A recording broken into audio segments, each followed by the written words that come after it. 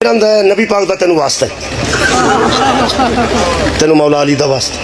माशाअल्लाह फिर आंदा तेन गौस पाक दा भी विच वास्ता मतलब है सारे विच रख ला मत कोई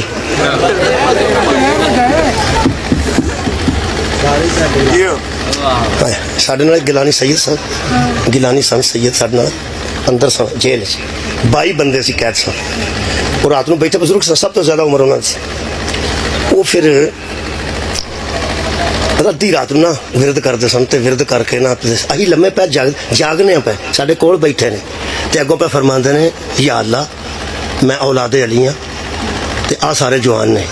इन्हों 2 महीने होर भी लग जान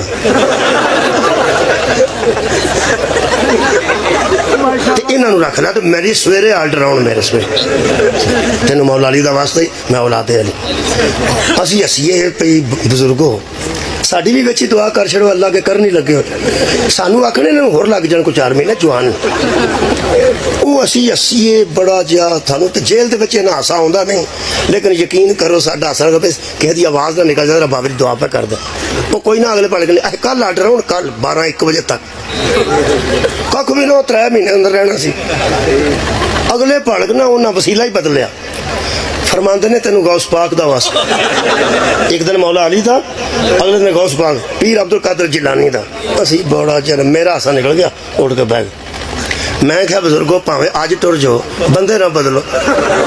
कभी किसी का वास्ता दे कभी किसी का सारे पैसों मानते हो अल्लाह के दुआ करो सारे का कट्ठा वास्ता दे दो सरकारी गौस पाक का भी दे दो मौला अली का भी दे दो मुहम्मद आले मुहम्मद का वास्ता दे दो सारे बिच आ जाएंगे तुम वखरे वखरे रोज क्यों आते हो चाहे कोई कलिया की मैं गल कर दो शाह जी को सानू 1-2 ही पा लो इस तरह हो जाता बंदा जो जान औखी हुई हो वो कभी अली नूं पावे कभी मौला नूं कभी गौस पाक नूं कभी मौला नबी पाक नूं कभी सारे नबियां नूं ते अखीर ना जो हो सके यार थले छाल मार मैं बुत अगे हाथ जोड़ के थले छाल मार दी है तू जरा जान में पे पाना मार छाल अल्लाह अकबर आखन वाला आंदा लो अल्लाह पाक मैं चला जाए ते छाल मारन लगे वो बुत नूं आंदा बुजुर्गो तुसीं भी ख्याल रखिया जे थोड़ा गल यकीन दी है किबला और यारा गल यकीन दी है जो खलोवे ही ना बंदा बिचों खलोवे तो कोई अमल करे ना।